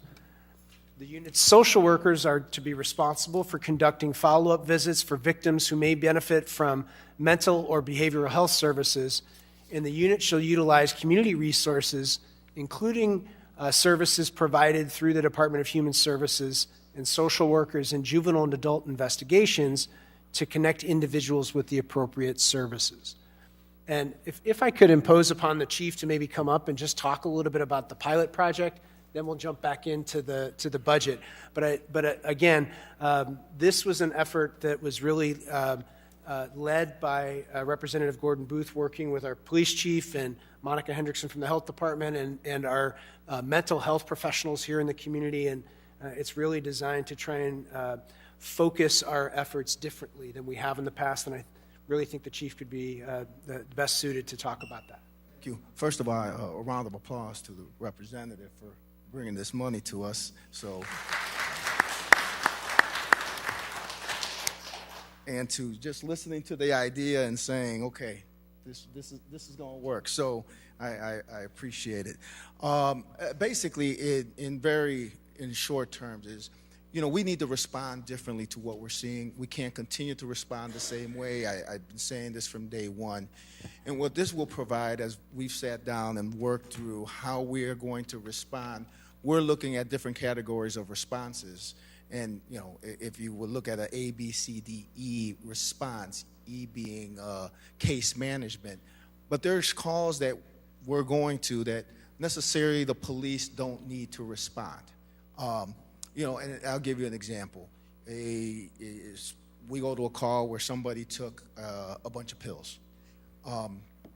from my experience of my 23 years in policing, anytime we go to those types of calls, one of two things happen. We go to the call, they say, yes, we took these pills, and we stand there waiting for somebody to come deal with it. We're the police, we're not mental health, we're not paramedics, EMT. So now we're pulled away from responding to a police call where it takes a police response, and we're not getting that help over there. Or two, we now agitate the situation because the police showed up, and that's not what they need. They need somebody that they can talk to, a social worker, a mental health worker, to get them through that process. So we are looking at how we respond to certain calls. There are going to be calls where we're going to need more police service, high mental health, high police, low mental health, low police, and everything in between. So that is basically the idea of this. And when we're talking about hiring social workers, well, we want social workers, for example, in our juvenile division, that can touch every juvenile case that comes through our police department and have other services that we can provide and then connect them to those. Can you imagine if we were able to, the first time a juvenile came through the doors, we were able to figure out what occurred. Juvenile stole some candy at a store or stole a cell phone. Why did you steal the cell phone? We stole the cell phone to sell it to get some food for the house. This is a real story I share, because if we're able to touch that in the beginning, now we're able to get with Dr. Boot, get wraparound services, get them food, get them the things they need, and hopefully we don't see this juvenile back because they didn't know how to deal with this a different way. So that's what we want to do when we talk about the social worker and our adult investigations. Right? We don't want to continue to see adults, for example, in domestic violence, or in most cases, who's forgotten is the victims of crimes. And so we want to be able to touch those victims and figure out, okay, how do we get them out of the circle of violence that they're in? On the domestic violence, for example, where do we interrupt that violence? So we want to have the right things in place to interrupt that, but we want to have the appropriate response. So that includes equipment, that includes what we look like. We currently, our SRT team uses a green uniform. We want to get away from what that looks like and everybody be in a blue uniform. So there's a lot of moving parts. There's a lot to this.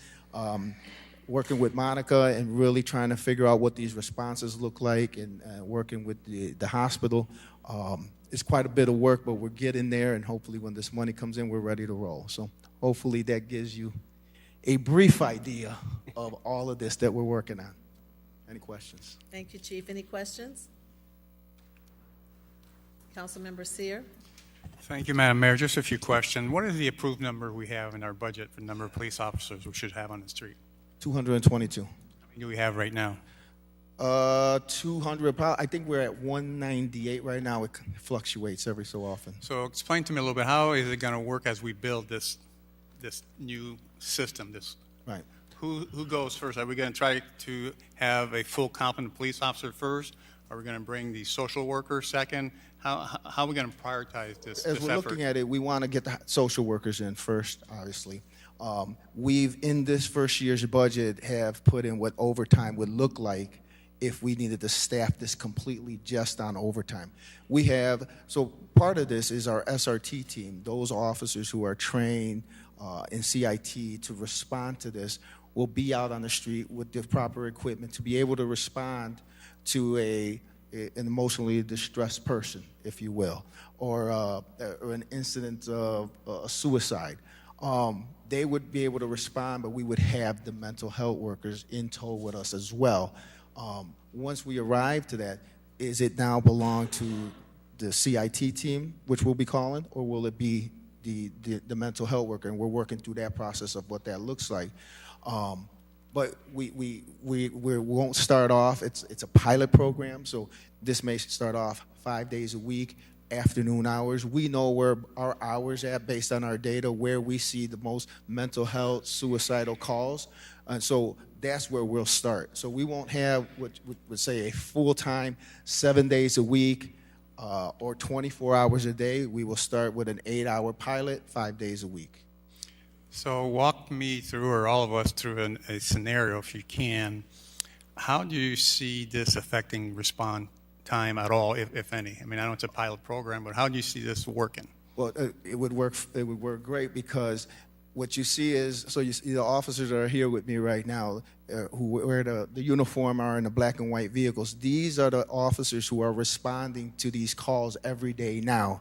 I wish I had the data with me. I believe we had over 4,000 calls for mental health last year, and our officers who are on patrol are the ones responding to that.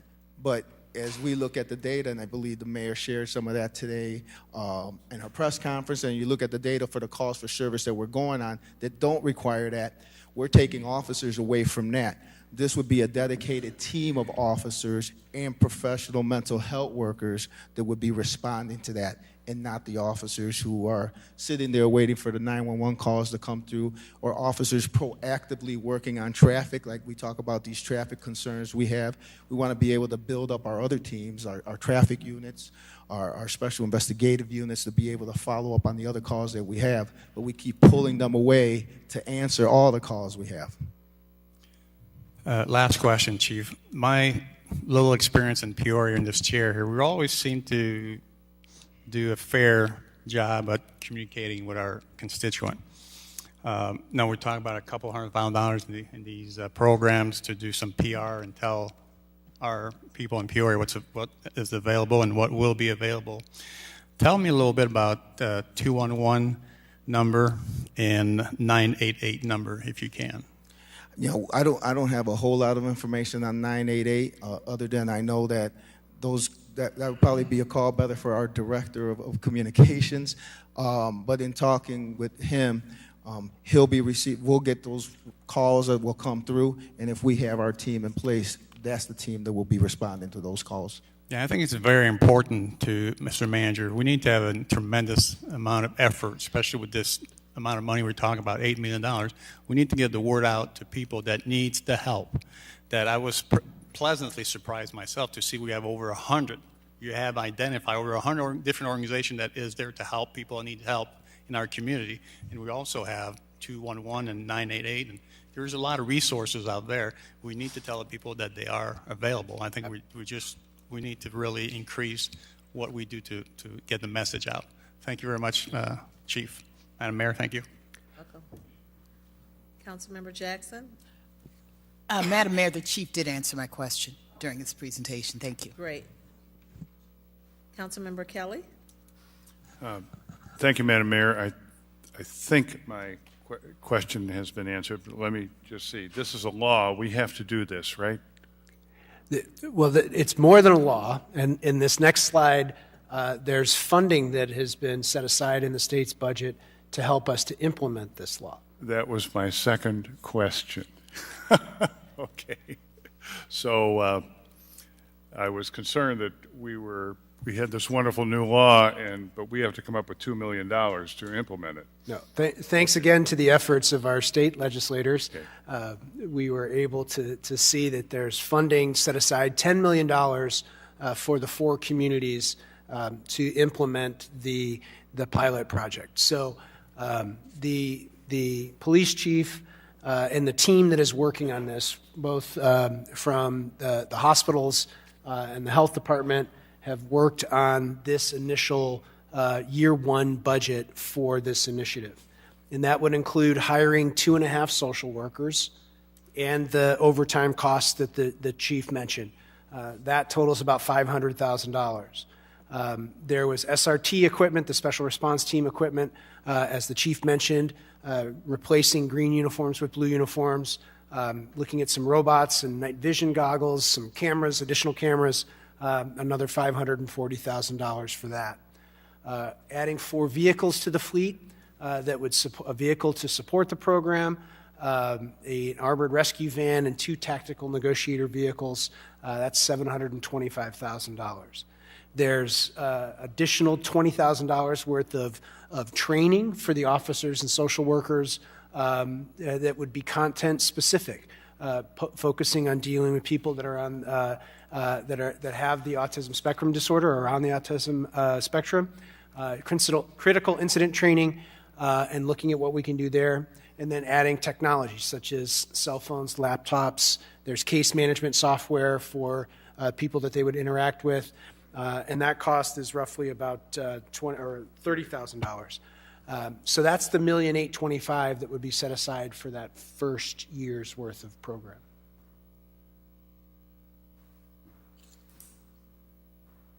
Okay, and that's going to be supplied by the state? Yes. Okay. Okay. Thank you, Mr. Manager. Thank you, Madam Mayor. Okay. Oh, I'm sorry. Councilwoman Jensen? So I guess, I mean, this is the follow-up question.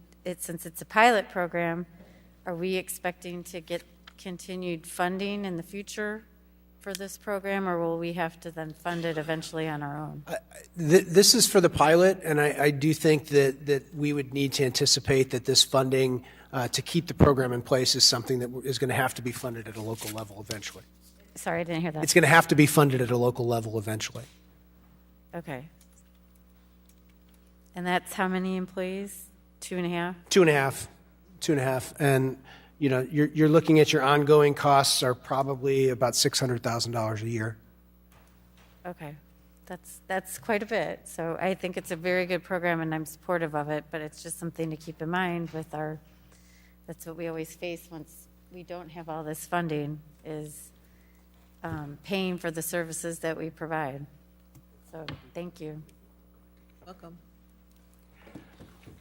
Well, the chief just mentioned that I think we're going to see initially about $3.3 million, so we'll be able to draw down on that over time. So that will help in terms of that ongoing cost. Thank you, Chief. Manager? So the last policy question is, it really comes back to the position that we have in the budget, and I wanted to talk about this with you. With all of this additional state funding, with all of the sub-recipients and the grant administration and compliance, a lot of this is going to be mandatory. It's going to require additional grant monitoring and grant administration by the police department. It's going to require engagement with the sub-recipients. It's going to be requiring that those grant recipients know that they've got to comply with the state requirements. And so the final real policy question is, and staff would recommend this, is that we keep this position that's in the budget that we had talked about, and use this because I want to put this into perspective for you. We have a grants division of the Community Development Department that has 4 FTEs in it that manages roughly about $3 million a year. Now we've got about $8 million a year coming in, and the police department really has, I think, 2 people that are dedicated towards their grants program solely. So this would provide that additional level of support for the police department as well. And then obviously, all of those departments coordinate with our finance team as well within the finance department. But staff would recommend that we retain that position to assist the police department with grant administration, compliance, coordination with all the subrecipients, and continuing that effort. Any discussion? Any objections? Councilmember Jensen? Thank you, Madam Mayor. So are you referring to the position that was supposed to be the coordinator of the violence reduction efforts? Okay. Because I know questions have been raised. I think those of us that recall, we did support hiring a coordinator of violence reduction. We didn't support hiring somebody specifically for SNET, but we did approve one full-time employee to do that, and I still support that. But I don't know if that person could do both. Would the person be coordinating the violence prevention programs and being a grant writer and administrator? Is that what you're suggesting? Or? Absolutely. I think you can build that into the responsibilities of the position to have that be part of that and coordinate efforts with the subrecipients as well as assisting with some of that grants management and administration for the police department. Chief?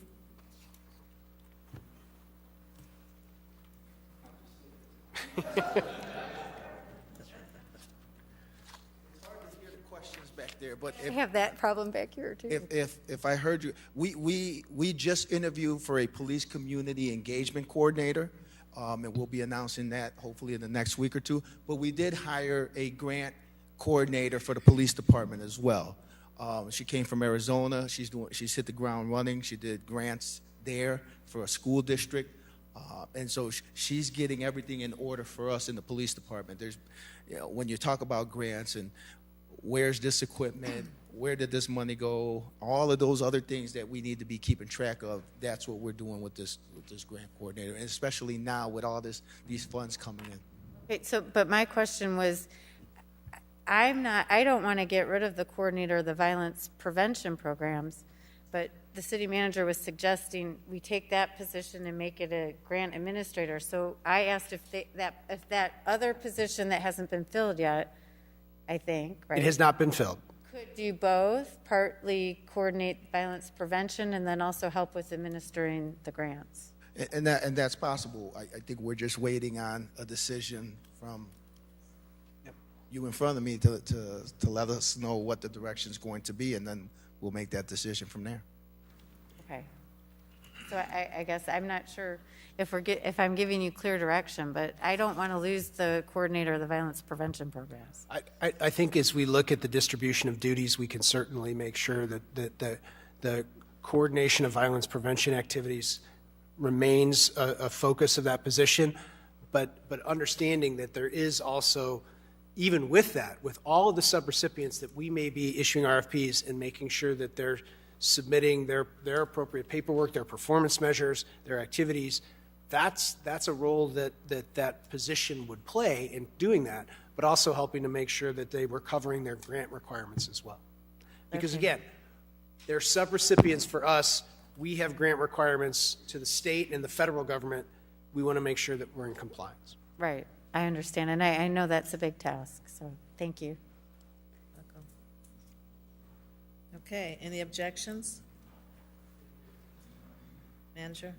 Thank you. I think that this is very helpful guidance, and that really concludes everything that staff wanted. So I'll turn it back to you to say, are there any additional questions or concerns that council may have? Well, first I want to thank you and the staff for putting together, I mean, it wasn't an easy assembly, I'm sure, in terms of putting this presentation together. And, you know, there's unprecedented funding for violence reduction. And this is not all of it. I mean, you talked about at the beginning the funding that the DHS has for Reimagining Public Safety Act. And there's additional funding, Dr. Booth, right, that is, RFP is coming out. I'm going to ask you to come and speak to that additional funding, if you would, that community-based organizations can apply for in eligible areas, which Peoria is one. Thank you, Madam Mayor. As Mayor Ali just mentioned, in August, there will be another request for proposal coming out from the Department of Violence Prevention to target some of the criteria for those areas of violence prevention are street outreach, mental health services, trauma recovery services, reentry. Those are some of the main focuses, and there's probably one or two other areas that those NOFOs will have as criteria for organizations. Okay, thank you. Yep. You hear that, organizations? Okay. And as I understand it, there'll be no necessary deadline. It's going to be on a rolling basis? That is correct. That is correct. The $250 million allocated by the state of Illinois to be on a rolling basis, those RFPs, yes. Peoria gets a cut of that pie, so. And then the amount of allocation of funds that goes to all municipalities where there's local LACs is dependent on the rate of gun violence. And outside of Chicago, Peoria's rate is the second highest in the state. And so a significant amount of that funding should come our direction. Thank you, Dr. Booth. Okay. Any other questions? Madam Clerk? We need a motion to close the policy session. Yeah. Moved by Councilman Ruckriegel, seconded by Councilmember Allen. Please cast your ballots. Motion passes unanimously. Madam Clerk? Okay. We are at citizens' opportunity to address the council, and we have a number of cards that were submitted.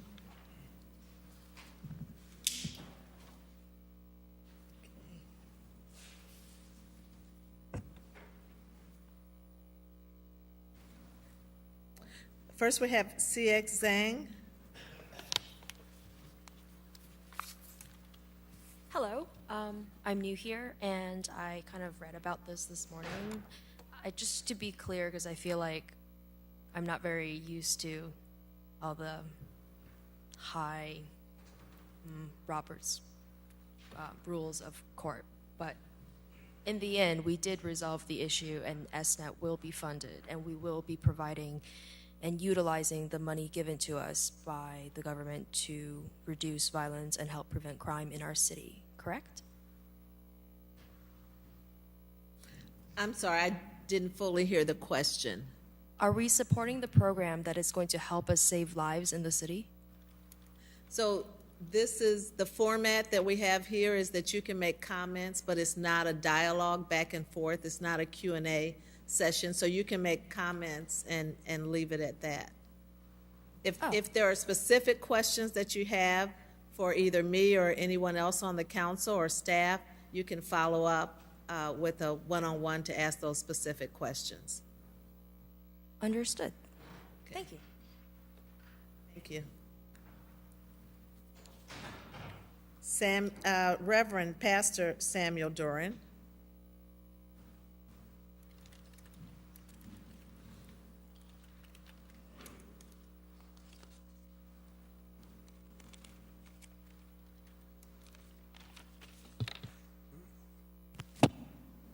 Thank you, and good evening, Madam Mayor, Dr. Ali, to council members, and our police chief, and community. I, Samuel Duran, serve as lead pastor of Zion Baptist Church of Peoria within District 1, and I live in District 5. I stand here wondering how much life is worth. Is life worth more than $25,000? How much would you give to save a life? Is there a limit? It seems vain and futile to ask such questions when we know life is priceless. But it appears in these past meetings a price has been set, and $25,000 is too much to save one life. However, the city can reportedly pay millions of dollars and suffer loss and go into debt to pay for a Pier Marquette hotel situation, and in doing so, pay to move an adult use establishment, forcing a daycare to be moved in order to keep their downtown pretty. The council is interested in spending millions of dollars to access a railroad to go and spend the millions of dollars to accomplish it to completion. But again, it brings me to question how much a life is worth. Since 2 no votes, we have had more homicides and little to no response from the no voters to address the crisis within our community. It appears that certain areas and neighborhoods within our community are open for investment and support, but other areas of our community are open for neglect and abandonment and dismissal. And I am able to suggest and support research and evidence-based programs. I am sure that we can work together and make sure everything is ethical, legal, and fiscally responsible. I am also asking you to ask the hard questions and get to solutions for positive actions. I am open for alternative ideas that are working towards the same solution and addressing the same problem. Our community is hurting, and we are looking to our elected leaders to care for the whole community and not just part of the community. I believe you care about your city and want to bring and do what is right for our city, and I'm here to encourage you to think about the bigger picture and think about what needs to be done and when it needs to be done, because the time is now. The crucial time to act is now, to take action, to see what we can do to save lives. This assessment will inform our community if we have the capacity to make the change we do so desperately need. We need help and we need answers. We need to show our community we care for the hurt, the broken, and the grieved and the mourning. Let us work on healing and restoration and not on division and destruction. Thank you, Madam Mayor.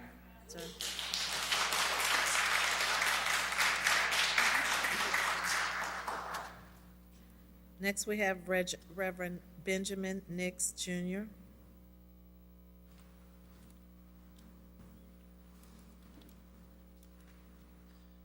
Good evening, Madam Mayor, to all the council members, to police chief, and everyone here that is a constituent of the city of Peoria. My name is Benjamin Nix Jr. I'm the pastor of St. Luke Missionary Baptist Church on the south end. I stand before you this evening just to call the council to action.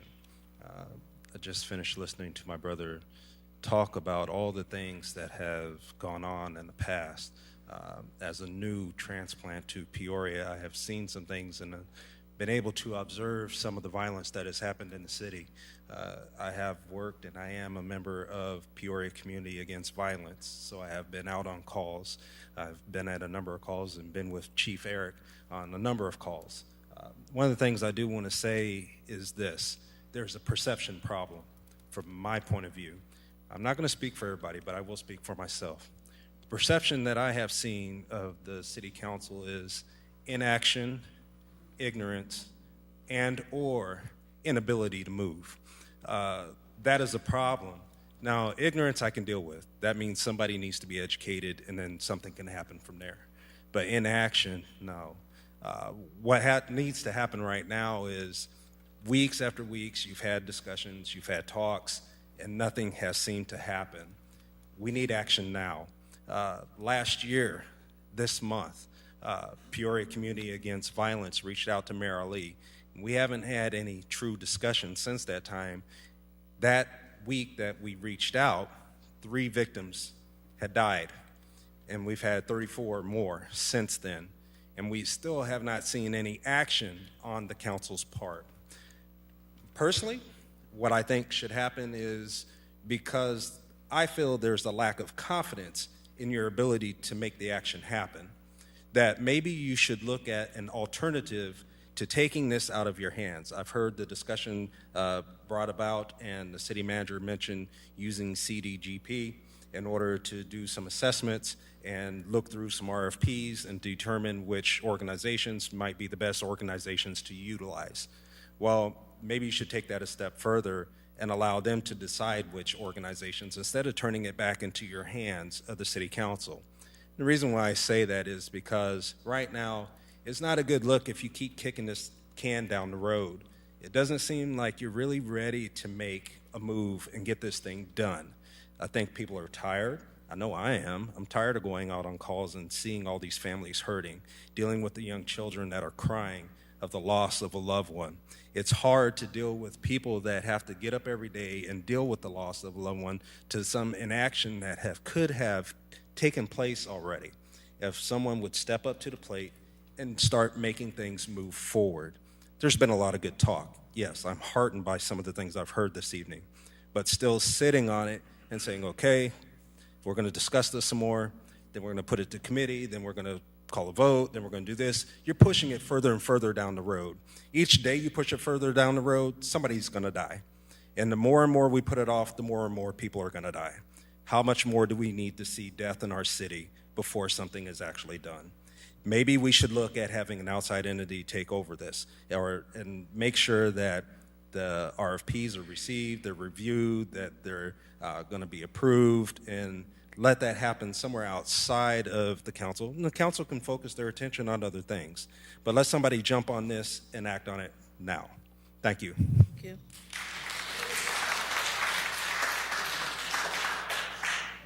Next, we have Sherry Cannon. Ms. Cannon.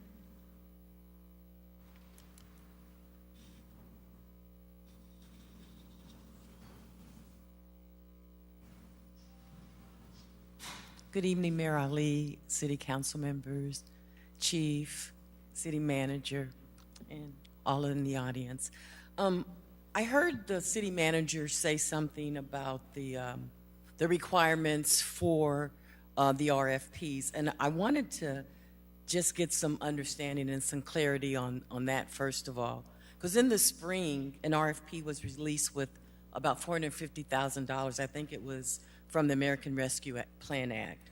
And those dollars had to be used for improvements, building improvements, or vehicles, or whatever. And the initial requirement was that the applicants had to own their own property to be able to apply, and that was challenged by one of the agencies, and that language was changed, but it still had other criteria that precluded smaller agencies from applying.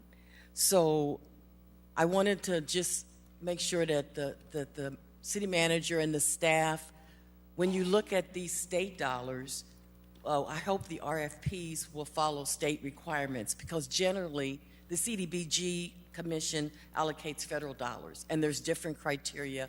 One in particular is having to have audit done every year. Now, with the state dollars, you have to be GATA compliant, and so I would hope that's been takes in consideration, because there are a lot of small nonprofits that's doing valuable work that may miss some of the criteria. And I have a problem with legacy nonprofits getting the same dollars year after year after year. So I just want to put that out there, that's being looked at, so that when you look at the RFPs, you're also looking at the agencies that are also doing the work that may not qualify based on how you write the requirements. And the second thing I wanted to do, because I read this actually to the mayor, and I said, I think I'm going to come to city council and share this with the council members. Every morning around 6 a.m., I receive a devotional reading from a couple of dear friends of mine. And oftentimes I share them with other people because they say more eloquently what I'm thinking or feeling. So I wanted to share this quote from actress and songwriter Linda Thompson. And it says, "Our uniqueness, our individuality, and our life experiences molds us into fascinating beings. I hope we can embrace that. I pray we may all challenge ourselves to delve into the deepest resources of our hearts, to cultivate an atmosphere of understanding, acceptance, tolerance, and compassion.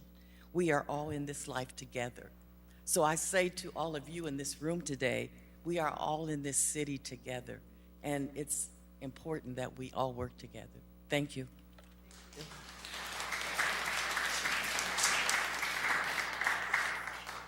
Next, we have Dwayne Harris. Mr. Harris.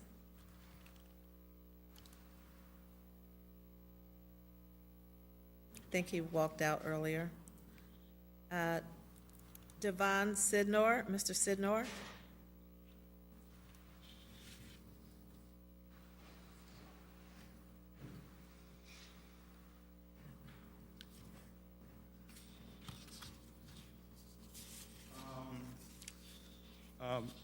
I just want to speak on behalf of, welcome, obviously, I'm a little frustrated with this whole process, okay? I'm down here on behalf of the SNET agenda, okay? If you claim you hire a new police chief to attack this agenda, and you voted down 6-5, okay? The partisan politics in Peoria has got to stop. It's got to stop. And I feel that our community is too damn small. We plan these partisan politics, and everybody in this room knows it. And I can see, based on what I've been hearing in the horseshoe, you can tell who's a Republican, who's a Democrat. You can tell. You can tell. I follow politics deep. I love it. But I don't like what's going on right now, because I love this community. I love it. I have a hand in a lot of organizations around here. It just simply doesn't make any damn sense what we're doing. It don't. So I'm not trying to offend anybody, but that's just how I feel. And with the inception or the election of a new mayor, you would like to think we would try to get along with her. First black mayor. I've been in this area a long time, and all this clownery to me is ridiculous. It's ridiculous. That's all I got to say.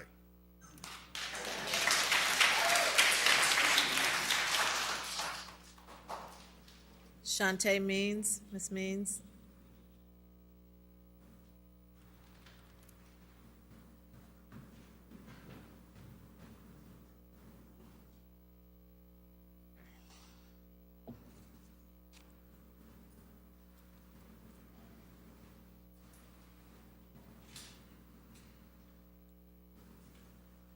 Violence and the cure. Me, myself, being a victim of violence, kidnapping, torture, the city of Peoria's first favorite sex trafficked patient and a failed murder attempt on Juneteenth weekend. Member, the idea that I have, and before I get to this cure suggestion, if I come up missing, look for me in the refrigerators and the stoves.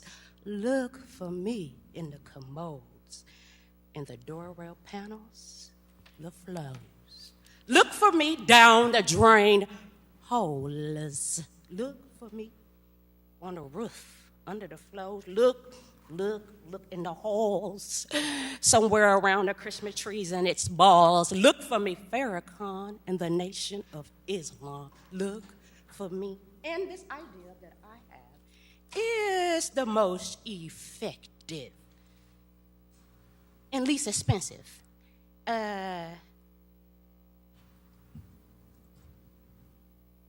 Peoria Police Chief Eric, arrest Madam Mayor Rita Ali, arrest Peoria City's Council and its manager, and arrest yourself. I have the evidence. Juneteenth. Fall.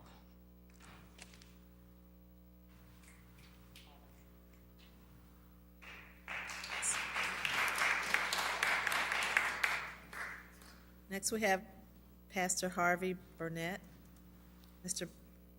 Pastor Burnett.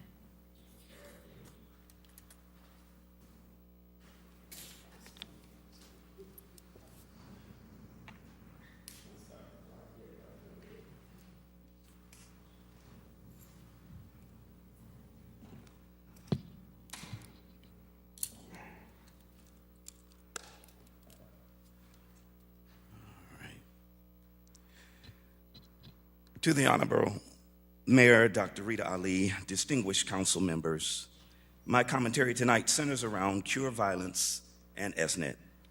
To begin, I'm not here to defend nor condemn the mayor, nor any city council member. Additionally, I'm not here to advocate for cure violence or the ESNET program. However, as one who has personally conducted and organized over 50 community prayer vigils for citizens who have lost their lives in Peoria due to street violence, and having a place in Peoria history as the organizer of the only to-date citizen-sponsored gun exchange in 2007 aimed directly at addressing community crime and violence, I rise to make a stand and do all I can to call this council into action for the benefit of our community. Make no mistake, 98% of all the vigils that I've conducted in this city have been on behalf of Black families suffering from the loss of a loved one. Most recently, Black individuals and families have comprised nearly 100% of the murders and victimization. Since my involvement in the community affairs in 2001, it has been no secret that Peoria has not been good to Black and brown families, individuals, and businesses. Further, based on this, with ample evidence in hand, neither have we as a community been good to ourselves. With this knowledge and experience in hand, both anecdotally and experientially, I find it hard to believe that we, in this case, you, those who have been entrusted to lead and secure the affairs of all Peoria citizens, cannot come to the table and hash out a plan that involves security and safety for all Peoria citizens. Recently, we heard the following from Councilman Graham. Why pay cure violence, quote unquote, why pay cure violence to tell us something that we already know? Further, from councilmen such as Euler and Rodrigo, we have heard concerns over licensing, trademark, and other issues involving the ESNET initiative. My question is, if we already know the information that Cure Violence has to offer, and if there is a problem with the licensure, so much until special executive sessions are needed to address the issues, And if there is such a problem with the program trademark and licensure, that $25,000 already earmarked to address Peoria crime and violence cannot be distributed to address our need, then what solution have any of you brought to the table to address the problem? If SNET and Cure Violence is not a viable alternative, what remedy or strategy have any of you proposed or networked with the citizenry that attempts to address the highly complex issues of Peoria crime and violence, and more specifically, crime and violence within Peoria's predominantly black neighborhoods? The late and great civil rights leader and Representative John R. Lewis once said, "We may not have chosen this time, but this time has chosen us." Peoria City Council, this time has chosen you to act, not just for your district or zip code, but for all the citizens of Peoria. If Cure Violence is not right, where is your plan? If you cannot in good conscience agree to fund Cure Violence, it is not good enough to merely stand against the plan as if you're doing our community some great service. This time has chosen you to act, not in secret or behind closed doors or in some elite committee, which Peoria has long been famous for, but to network and become the servant of the citizenry that you were elected to be. I and other citizens will request to see your plan, a plan upon which solutions can be felt throughout our community. Me and people that look like me are in desperate need of your urgency to take a step and address this public emergency and not merely your complaints or obfuscation. Distinguished Mayor and City Council, this time has chosen you to act, and it has chosen you to act now. Please do so. Lives just may be in the balance. Thank you.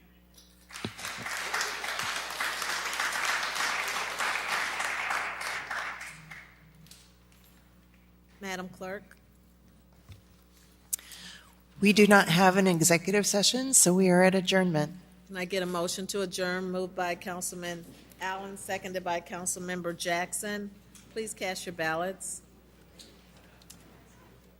Thank you for your service. Pardon me? Oh, okay. Oh, can you vote? Okay, we're adjourned. Thank you.